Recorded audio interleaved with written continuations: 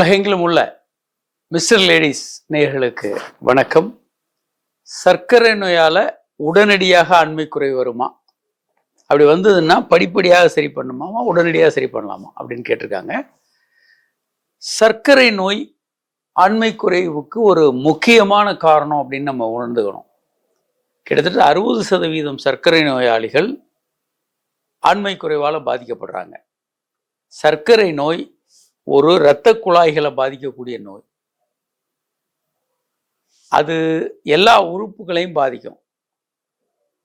Nephropathy, retinopathy கண்ணில், வாஸ்குலோபதி, எல்லா இரத்த நாளங்கள் இல்லாத இடமே பாடியில் இல்லை. நியூரோபதி.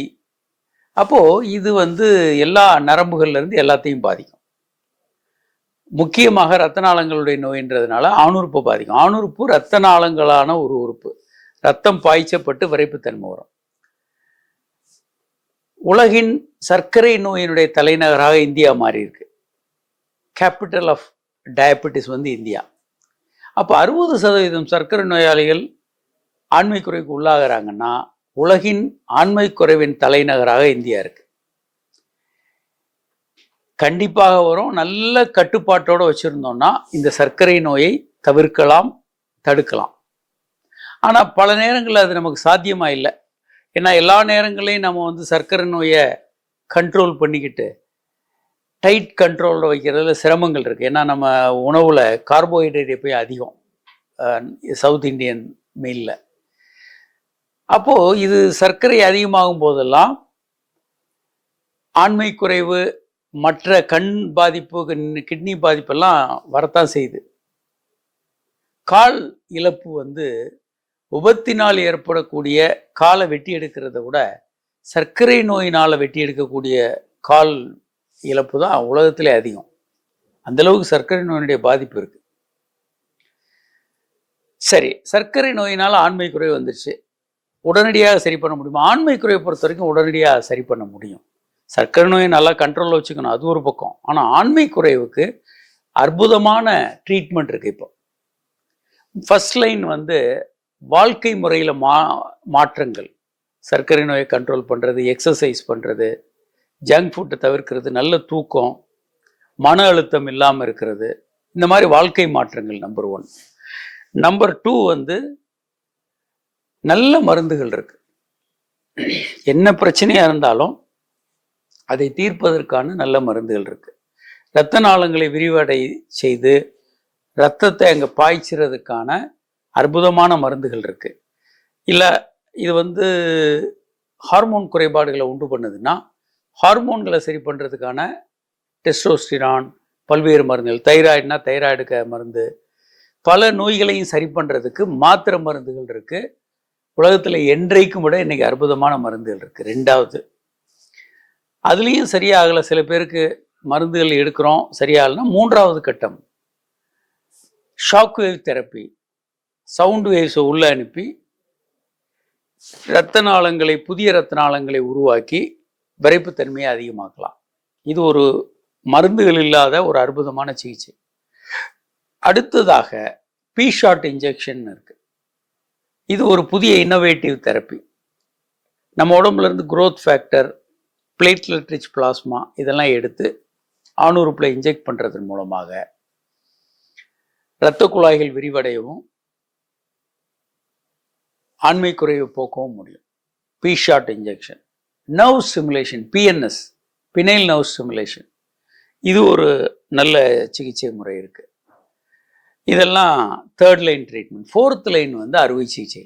எதுவுமே சரியாகலை, எல்லா மருந்துகளும் கொடுத்து அவருக்கு முழுமையாக ஆண்மை குறைவு சரியாகலைன்னா ஃபைனலாக பினைல் ப்ராஸ்தசிஸ், 2 சைலாஸ்டிக் டியூபை ஆணுறுப்பில் வச்சு ஆப்ரேட் பண்ணிடுவாங்க. ஆணுறுப்பு நல்ல விரைப்படைந்த நிலையில் இருக்க மாதிரி இருக்கும். அவர்களால் எப்போதும் தாம்பத்திய உறவில் ஈடுபட முடியும். இந்த ப்ளஷர், என்ஜாய்மெண்ட்ஸ், சந்தோஷமெல்லாம் நல்லா தான் இருக்கும். விந்து வரும். வாழ்க்கை அவங்களுக்கு ரொம்ப நல்லா இருக்கும். எந்த பிரச்சனையும் இருக்காது. அற்புதமான வாழ்க்கையை அவங்க வாழ்நாள் முழுவதும் கொண்டாட முடியும். ஒரு 80 வயது வரைக்கும் அவங்க செக்ஸில் ஈடுபடலாம். இது பக்க விளைவு இல்லாதது, நல்லா இருக்கும். ஆனால் இது ஒரு ஃபைனலாக வச்சுக்கணும். ஏன்னா இதில் ஒரு பிரச்சனை வருது, இது பிடிக்கலைன்னு நோயாளி சொன்னாங்கன்னா அடுத்த கட்டமாக வேறு சிகிச்சைகளுக்குள்ளே போக முடியாது. இதுதான் ஃபைனல். அதனால் இந்த அறுவை சிகிச்சையை கடைசியாக வச்சுக்கணும். கவுன்சிலிங், தெரப்பி, ஆலோசனைகள், வாழ்க்கை முறை மாற்றங்கள் முதல் ஸ்டெப். செகண்ட் ஸ்டெப் வந்து மருந்து மாத்திரைகள், அற்புதமான மருந்து மாத்திரைகள் இருக்குது. தேர்ட் ஸ்டெப் வந்து நம்ம பார்க்குற மாதிரி shockwave therapy, P shot injection, penile nerve stimulation. Fourth வந்து ஃபோர்த் ஆப்ரேஷன். ஸோ இதன் மூலமாக ஆண்மை குறைவை குணப்படுத்தி அவர்கள் முழுமையாக தாம்பத்திய உறவில் ஈடுபட முடியும். வாழ்நாள் முழுவதும் தாம்பத்திய உறவில் ஈடுபட முடியும். அதனால் உங்களுக்கு சர்க்கரை நோய் வருது, அதனால் ஆண்மை குறை வந்தால் தயங்க வேண்டாம், உடனடியாக மருத்துவரை அணுகுங்க. ரெண்டாவது, ஆண்மை குறைவுக்கு நீங்கள் சாப்பிடக்கூடிய மருந்துகள் வந்து உங்களுடைய சர்க்கரை நோயினால் வரக்கூடிய பக்க விளைவுகளை குறைக்கும், தடுக்கும். ஹார்ட் அட்டாக் வராமல் தடுக்கும், ஸ்ட்ரோக் வராது, கால்கள்லேயும் ரத்த ஓட்டம் நல்லா இருக்கும், புராஸ்டேட் வீக்கம் இருக்காது, சிறுநீர் தொற்று வராது, பல்மனரி ஹைப்பர்டென்ஷன் என்ற நோய் வராது. ஆக ஏகப்பட்ட நன்மைகள் இருக்குது. அதனால் இந்த மருந்துகளை தாராளமாக அவங்க எடுத்துக்கலாம். இதனால் பெரிய தீங்குகள் எதுவுமே கிடையாது. சர்க்கரை நோய் வந்து அல்லது வேற ஏதோ ஒரு காரணத்தினால ஆண்மை குறை வந்துடுச்சு, இவர்களில் பெரும்பாலானவர்கள் மருத்துவரை பார்க்கறதுக்கு தயங்குறத இன்னைக்கு நம்ம பார்க்குறோம். மருத்துவர்கிட்ட போனால் அசிங்கமாக இருக்கும், அவமானமாக இருக்கும்னு நம்புகிறாங்க. அதே மாதிரி தயக்கம் இன்னும் இருக்குது, இது ஏதாவது கண்டுபிடிச்சிருவாங்களா. இதில் ஒரு ஆய்வு பண்ணாங்க உலக அளவில். ஏன் ஒருத்தர் வந்து மருத்துவரை பார்க்க மாட்டுறாங்க? ஒரு 10-15 காரணங்கள் நோயாளிகள் சொல்லியிருக்காங்க. ஒன்று வந்து, மருத்துவர் வந்து என்னை விட வயது ரொம்ப கம்மியாக இருக்காரு, இல்லை என்னை விட ரொம்ப வயசானவராக இருக்காரு, இந்த மாதிரி காரணங்கள். வேற பாலினம், நான் ஆணாக இருந்தேன்னா அவங்க பெண்ணாக இருக்காங்க, நான் பெண்ணாக இருந்தேன்னா அது மருத்துவர் ஆணாக இருக்காரு என்று சொல்ல கூச்சமாக இருக்கு, அல்லது மருத்துவர்கிட்ட போய் ஏதாவது பெரிய நோய் இருக்குன்னு சொல்லி சிக்கலாயிப்புன்னு பயம். இப்படி அவரே கேள்வி கேட்பாருன்னு நான் நினச்சேன். இதை பற்றி கேள்வி கேட்டாருன்னு நான் சொல்லலான் இருந்தேன். எங்கள் ஃபேமிலி மருத்துவர்கிட்ட போனேன், அவர் செக்ஸை பற்றி கேட்பாருன்னு நான் நினச்சேன், கேட்கல. ஒரு ஹார்ட் சர்ஜரி பண்ணுறாங்க, ஒரு கைனகாலஜி சர்ஜரி பண்ணுறாங்க, என்கிட்ட கேட்பாங்கன்னு நான் நினச்சேன், நான் கேட்கவில்லை. இப்படி பல காரணங்களால் ஒரு ஹார்ட் அட்டாக் முடியுது, டாக்டர்கிட்ட போகிறாங்க, டாக்டர்கிட்ட கேட்க மாட்டாங்க எப்போ இருந்து சார் தாம்பத்திய உறவு வச்சுக்கலான்னு கேட்க மாட்டாங்க. ஏன்னா வெக்கமாக இருக்கும், ஏன்னா எப்படி போய் இதை கேட்குறது அப்படின்னு. இப்படி பல காரணங்களால் பொதுவாக மருத்துவர்கிட்ட போகிறதில்ல, போனாலும் இந்த மாதிரி கேள்விகளை கேட்கறதில்ல. இது மற்ற நோய்களைப் போலவே ஒரு ஜுரம் வந்தால் டாக்டர்கிட்ட போகிற மாதிரி இது ஒரு பிரச்சனை. ஒரு எக்ஸ்பர்ட்டுக்கிட்ட போகிறது நல்லது, ரொம்ப அவசியமும் கூட. ஏன் அவசியம்? ஆண்மை குறை வந்து ஹார்ட் அட்டாக்கினுடைய முன்னோடியாக நீங்கள் எடுத்துக்கொள்ளணும். இதை நீங்கள் கூகுள் பண்ணாலும் வரும். ஆண்மை குறைவு ஹார்ட் அட்டாக்கினுடைய முன்னோடி. ஆகையால் யானை வரும் பெண்ணே மணி யோசை வரும் முன்னேன்னுவோம். அது மாதிரி ஆண்மை குறைவு வரும் முன்னே ஹார்ட் அட்டாக் வரும் பெண்ணே. நீங்கள் ஆண்மை குறைவு வந்தோடனே டாக்டரை பார்த்தீங்கன்னா ஹார்ட் அட்டாக்கை தவிர்க்கலாம். எல்லா செக்கப்பும் பண்ணிவிட்டு ஹார்ட் அட்டாக்கை வராமல் நம்மளால் தடுக்க முடியும். அப்போது இதற்கு மருத்துவரை பார்க்க வேண்டியது ரொம்ப அவசியம். பல நேரங்களில் என்ன பண்ணுவாங்கன்னா, வெக்கப்பட்டுக்கிட்டு இதை எப்படி போய் டாக்டர்கிட்ட சொல்கிறது. இன்றைக்கும் அப்படி சொல்கிறவங்க நிறைய இருக்காங்க. இவர்கள் என்ன பண்ணுவாங்கன்னா, கடையில் ஏதாவது ஒரு மாத்திரைகளை வாங்கி சாப்பிடுவாங்க, இல்லை வேற நாட்டு வைத்தியம் அது இதுன்னு ஏதாவது பண்ணுவாங்க. இந்த மாதிரி வைத்தியங்கள் பலனளிக்குமா? அளிக்காது. நீங்கள் என்ன தப்பு பண்ணுறோன்னா, உலகம் தழுவிய நவீன மருத்துவ முறைகள் தான் நம்மளை பிரச்சனைகள்லேருந்து காப்பாற்றும். ஏன் அப்படின்னா, இதற்கான உலகம் முழுவதும் ஆய்வுகள் நடக்குது. பில்லியன்ஸ் அண்ட் பில்லியன்ஸ் பணத்தை கொட்டி ஆய்வுகள் பண்ணுறாங்க, நிரூபிக்கிறாங்க. இந்த மருந்து இதுக்கு வேலை செய்யுதுன்னு ஆய்வுகளை நிரூபிக்கணும். அப்போ தான் அந்த மருந்து அவங்க கொண்டு வர முடியும். இப்போ வயகரா போன்ற மருந்துகள் வரும்போது ஃபைசர் கம்பெனி ஏராளமான ஆய்வுகள் பண்ணி நிரூபித்து அந்த மருந்துகளை கொண்டு வந்தாங்க. இப்போ ஒரு இலையிலேருந்து ஒரு வைத்தியம், உங்களுக்கு நாட்டு வைத்தியம் பண்ண முடியுமா? பண்ண முடியாது. ஏன்னா இலையில் இருக்க ஒரு பொருளை மட்டும் உங்களுக்கு எடுத்து தனியாக கொடுக்க முடியாது. இப்போ தத்துரா, இந்த ஊமத்தை இலை இருக்குது, அது ஒரு மருந்து பொருள் தான். அந்த மருந்தில் உங்களுக்கு தேவையான பகுதியை மட்டும் பிரித்தெடுக்கிற டெக்னாலஜி நம்மக்கிட்ட இருக்கா? ஒரு சித்த வைத்தியர் அல்ல ஒரு வைத்தியர்கள்ட்ட அந்த மாதிரி வசதி இருக்காது. அவங்களால பிரித்து எடுக்க முடியாது. அப்போ இலையையே கொடுக்கணும். ஒரு பொருள் தேவையான பொருள்னா 9 பொருள் உங்களுக்கு தேவையில்லாத பொருட்கள் அதில் கலந்துருக்கிறதுக்கு வாய்ப்பு இருக்குது. அப்போ ஆபத்து இல்லாமல் அதை குறைந்த டோஸில் உங்களுக்கு கொடுக்கலாமே தவிர மொத்த இலையும் கொடுக்கணும். ரெண்டாவது, இதுவரைக்கும் பரிசீலிக்கப்பட்ட முறைகளில் அவ்வளோ எஃபெக்டிவாக பெருமளவுக்கு இந்த மருந்துகள் இருந்ததில்லை. இதை நிரூபிக்கவும் வேணும். இப்போ நம்மளால் ஒரு பொருளை கண்டுபிடிச்சி இது கண்டிப்பாக உபயோகமாக இருக்குன்னு நிரூபிக்க முடிஞ்சா அதை உலகம் முழுவதும் நம்ம பரப்ப முடியும், கொடுக்க முடியும். உலகம் முழுவதும் பெரிய பிஸ்னஸ் அது. வயக்ரா என்ற ஒரு மருந்தை கண்டுபிடிச்சி ஃபைசர் என்ற பன்னாட்டு கம்பெனி மிகப்பெரிய கம்பெனி ஆயிடுச்சு. 100 மடங்கு பெரிய கம்பெனி ஆயிடுச்சு. அவ்வளோ பெரிய உங்களுக்கு ரிசோர்ஸ் இருக்குது. ஒரு மருந்தை நம்ம இந்தியாவில் கண்டுபிடிச்சோன்னா அதை உலக அளவில் உண்மையாக இருந்து மார்க்கெட் பண்ணால் அந்த நிறுவனம் உலகளாவிய மிகப்பெரிய நிறுவனமாக மாறிடும். ஆனால் நம்ம என்ன பண்ணுறோம்னா, நம்ம நம்பிக்கையின் பேரில் எல்லாத்தையும் சாப்பிட்றோம். கடைகளில் ஏதாவது வாங்கி சாப்பிட்றது, நண்பர்கள் சொல்ல ஏதாவது கேட்குறது, நாட்டு வைத்தியம் ஏதாவது பண்ணுறது, இது எல்லாம் உண்மையில் உதவாது. விஞ்ஞானபூர்வமாக என்ன நிரூபிக்கப்பட்டதோ அந்த முறைகளை தான் நாம் பயன்படுத்தணும்.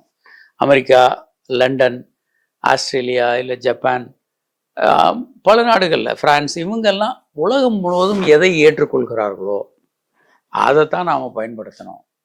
நாம் என்ன பண்ணுறோன்னா, நமக்கு ஏதாவது நாட்டு வைத்தியத்தை பண்ணிகிட்டு இருக்கும்போது ஆபத்துக்கள் அதிகம், நோயும் சரியாகாது, சில நேரங்களில் ஆபத்தான பிரச்சனைகள் வர்றதுக்கான வாய்ப்புகள் அதிகம். அதனால் உங்களுக்கு ஆண்மை குறைவு போன்ற பிரச்சனைகள் வரும்போது கண்டிப்பாக நீங்கள் மருத்துவரை அணுகணும். ஏன்னா ஹார்ட் அட்டாக்கை தடுக்க முடியும், மற்ற பிரச்சனைகள் வர்றதையும் நீங்கள் ஸ்ட்ரோக் வர்றதை தடுக்க முடியும். ஏன் ஹார்ட் அட்டாக் ஸ்ட்ரோக் வருது ஆண்மை குறைவில் அப்படின்னா, ஆணுறுப்புல ரத்த நாளங்கள் 1லேருந்து 2 மில்லிமீட்டர் அதான் முதல்ல அடி வாங்கும்.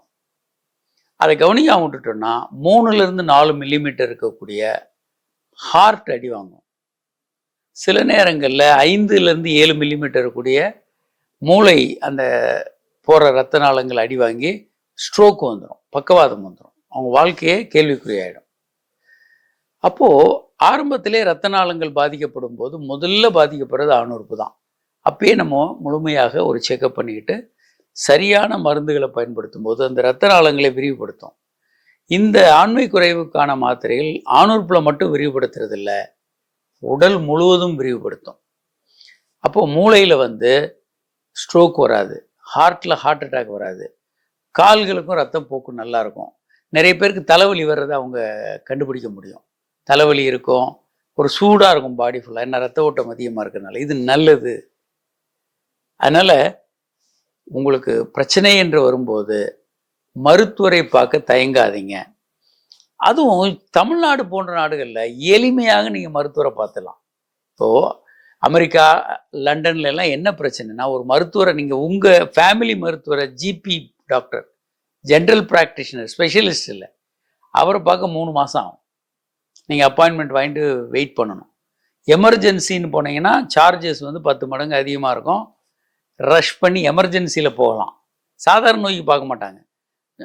ஏதோ ஒரு ஆக்சிடெண்ட்டு, ரொம்ப சிவியரான ப்ராப்ளம் இருந்தால் எமர்ஜென்சி. சாதாரண கன்சல்டேஷனுக்கு நீங்கள் 3 மாதங்கள் வெயிட் பண்ணணும். இந்தியாவில் அப்படி இல்லை. தமிழ்நாட்டில் தலை சிறந்த மருத்துவரை நீங்கள் அன்னைக்கே போய் பார்க்க முடியும். பொதுவாக பெரும்பாலான மருத்துவர்களை நீங்கள் எளிமையாக பார்த்துலாம். அதனால் நமக்கு பிரச்சனைகள் வரும்போது நாமளே அதை சரி செய்ய முயற்சி பண்ணக்கூடாது, நம்ம நண்பர்களையும் கேட்கக்கூடாது. ஏன் அப்படின்னா அவங்களாம் எக்ஸ்பர்ட் இல்லை, நாமளும் எக்ஸ்பர்ட் இல்லை. இப்போ நம்ம ஒரு செல்ஃபோன் வச்சுருக்கோம், அது நம்முடைய தான், நாம் மட்டும்தான் பயன்படுத்துகிறோம். ஆனால் அதில் பிரச்சனை வரும்போது நாம் அதை ரிப்பேர் பண்ண மாட்டோம். ஏன்னா நமக்கு அதை பற்றி தெரியாது. இது நம்ம உடம்பு, நமக்கு வந்த பிரச்சனை. ஆனால் அதை நாம் சரி பண்ண முடியாது, ஏன்னா அதில் நாம் எக்ஸ்பர்ட் இல்லை. அதனால் நிபுணர்களை அணுகி இந்த பிரச்சனையிலேருந்து வெளியே வர்றது தான் இதற்கான முழுமையான தீர்வு. வணக்கம்.